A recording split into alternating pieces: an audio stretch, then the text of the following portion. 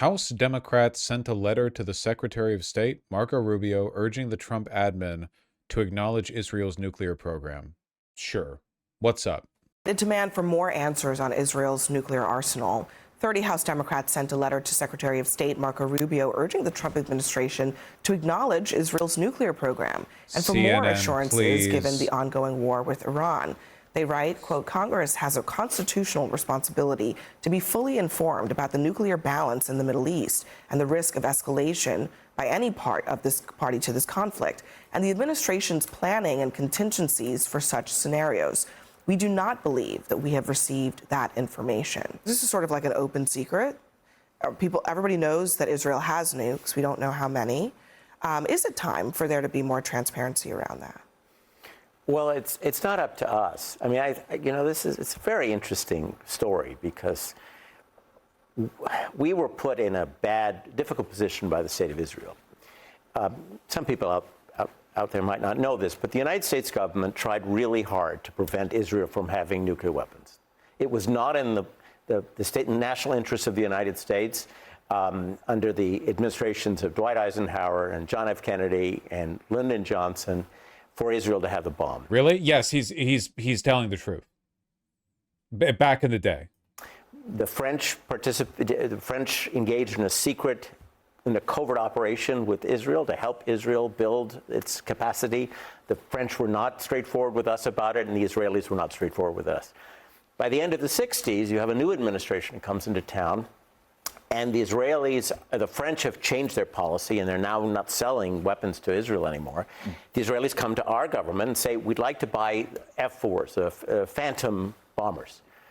We're willing to do that, but we say to the Israelis, but you've got to announce that you will never introduce nuclear weapons into the Middle East. Because we were very worried about an arms race in the Middle East. And we were afraid that if the Israelis announced that they had nuclear weapons, the Egyptians would go to the Soviets and say, would you give us a nuclear guarantee? And we'd find ourselves in a Cuban Missile Crisis, but in the Middle East. So the Nixon administration, which, by the way, the Joint Chiefs of Staff didn't want Israel to have nuclear weapons. State Department didn't want them. Really, none of the leaders in that administration wanted them to have nuclear weapons, but they had them. And so the U.S. government came up with this fix, which was basically, don't say to the world that you have them,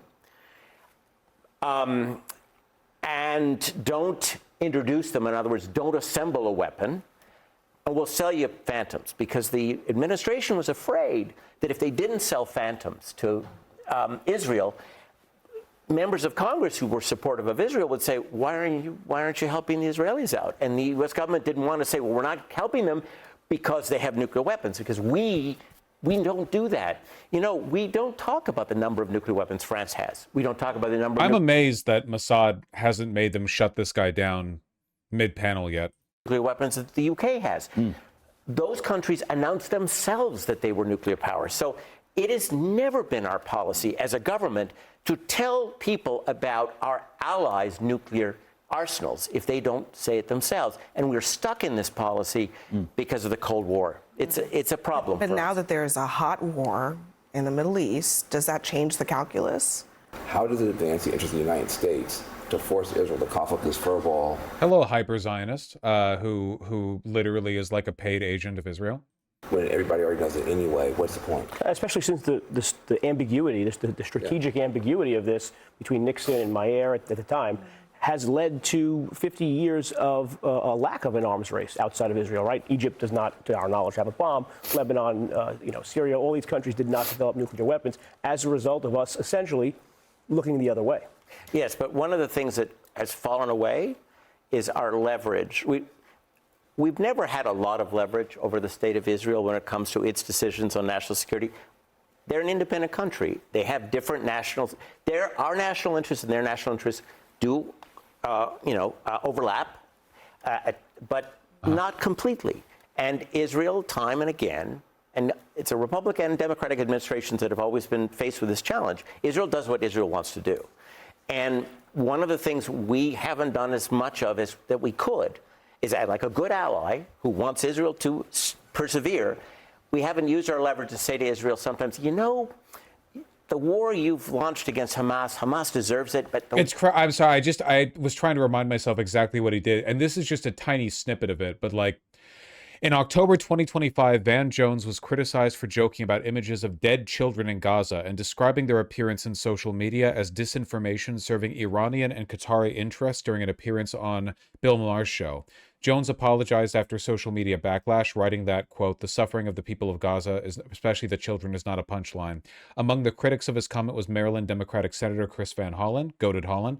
That month, Dropsite News reported Jones is a mentor for the Karsh Journalism Fellowship, a journalism fellowship founded by activist Jackie Karsh and her husband Jeff, with a stated goal of helping Israel win an information war.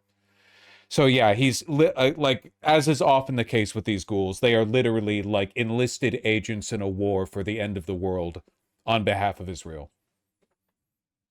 when you're fighting it, it's not good for the international system and it's not good for us. That's what I think is going on here, which is and it's a good debate to have, not on the nuclear issue, but how can the United States use its leverage to make the Middle East more peaceful? So here are some of the questions that Joaquin Castro is posing on this issue. Maybe this might answer some of your questions. What nuclear weapons capability does Israel have? Has the administration received any assurances from Israel that nuclear weapons will not be used? Has Israel communicated to the United States any nuclear doctrine, any red lines or thresholds for nuclear use in the context of the current conflict with Iran? Has the administration assessed what circumstances could lead Israel to consider nuclear use? What contingency planning has the administration? This shit is so unsubtle, man. The Karsh Journalism Fellowship was founded in fucking 2025.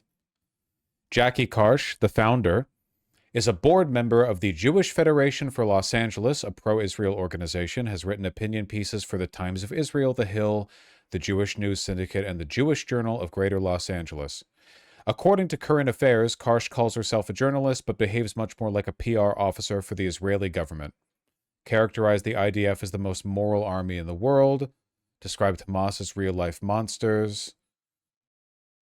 She and her husband launched the Karsh Journalism Fellowship. The fellowship describes itself as, quote, the world's only journalism fellowship solely dedicated to Jewish topics and, quote, resolutely nonpartisan. Karsh stated the fellowship was created to help Israel win an information war. It started accepting applications that July, and its inaugural class will start, or has started, in January 2026. The fellowship's mentors include scholars and journalists from publications like The Atlantic, Spectrum News, The Spectator, Ynet, The Times of Israel, and The New York Times. No surprises there. Other mentors include pro-Israel advocates like Van Jones, Emily Schrader, we've seen her, and Michael Powell, a writer for The New York Times and The Atlantic, who has criticized Amnesty International and Doctors Without Borders for becoming stridently critical of Israel. Her husband is the founder and managing partner of Triperion Holdings, a real estate investment company. Conducted for such a scenario. I mean, we do. Look. Is there? I'm asking an honest question. Why? Honest question. Why should we not all die for Israel? I mean, has there been some rumor that says that Israel is going to nuke Iran? Here's the thing. I guess the question is again. Why should Israel comply with international law? Why should an ally disclose their nuclear armaments? Why should they acknowledge the fact that they've been in violation of non-proliferation agreements? Why should they have to do anything? Now, there's been a change of status quo. Mm-hmm. There's a war between the United States, Israel, and Iran that is going on right now in the Middle East. And under those circumstances, that is actually different from what we've been experiencing for the last, 40, 50 years. And so under those circumstances, there's only one power in the Middle East that has a nuke, and it's Israel. And so the question is, what are the See that tiny head shake right there? Even though what she said is just an unambiguous fact, just as much a fact as the sky being blue and the hydrogen atom being comprised of, oh, fuck. Well, it's got an electron, doesn't it? I completely forget. I haven't seen a Veritasium video in a while. One proton, one electron? Damn, no neutrons in there? That's fucked up. Sorry, Jimmy. Circumstances. Throw yourself into a corner? Yeah, no kidding. What are the boundaries? Are there any boundaries? They don't acknowledge that they have them. People know that they do, but are there any boundaries? And I think that seems like a fair question to ask. I'm assuming that they're in executive session. The Armed Services Committee and the Senate Foreign Relations Committee and certainly the intelligence community are getting as much of a briefing on the state of Israeli nuclear readiness as they feel they need. The issue here is whether it should be done publicly. Well, are they? Because I mean, I presume that the reason that there's what happened to Zion Jones, man, it can't just be money. It's money. It's money and power and influence. At the end of the day, the reason when we watch the bombs fall and see the blast of heat and light overtake us as we die instantly, the last thought in our mind should be that we arrived at this point because there are many, many, many paid agents of American and Israeli capital, and there are zero of the American working class. Not one. There is not a single person who works in mainstream media who operates at the level these people do, who is a paid shill for the working class, because the working class definitionally cannot organize the resources necessary to procure for themselves those kinds of advocates. It is never astroturfed. It is always grassroots. We're fighting against unimaginable wealth. Well, there's you. Yeah, I mean, that doesn't stack up too great, does it? Oh, we got YouTubers. And to let you know how that stacked out, by the way, TikTok started posting in Israel too much. So the American government, bipartisanly, Democrats and Republicans, coordinated to sell off TikTok to the Ellisons in America, so a hyper-Zionist controls the algorithms on the platform. So in case you're wondering like how stridently they're maintaining their monopoly on discourse, that did happen. Letters because they're not. So I think that's the question. This is not about national. This is just political. No, but this is a question. Should they be doing a gang of eight? Should they be doing a briefing of some sort to members of Congress? I don't think that is unreasonable at this point. And it makes it, that letter made it seem like they actually don't have the answers to the questions. And to be honest with you, I think what worries Congress and the Democratic members is I don't know if the White House has asked themselves those questions. And so I think that is the concern, is that has the White House done their homework? Do they know the answers to these questions? And if they do, can they do a classified briefing? Last question for you, Tim, because I think you laid out the history really. It was really fascinating. Look, we've been in this place for a while because of all those things that you laid out. But if Israel, in fact, has a nuclear weapon or nuclear weapons, why shouldn't they behave the way other nuclear states that are good actors do when they have... Why should they have to follow the rules, you know? Why? Aren't they special? Aren't they literally like the chosen? Doesn't it literally say that shit in the Bible or whatever? Why don't they have those nuclear weapons? They have a certain degree of transparency. They have a principle around their use of nuclear weapons. Why shouldn't they? Isn't she saying the opposite? No, I agree with her. I'm just like mad at the fact that this is a conversation that we're having. Be subject to that expectation, even if it's not a mandate? Well, I'm not going to tell the Israelis what to do, but I think they should, of course. I think I know why we didn't, and I respect that. I know why the United States doesn't talk publicly about it. I think they should. It's not for me to tell them what to do, but of course I think they should. I think they should announce that they have this capability and that they can protect themselves. And I think that would be healthy.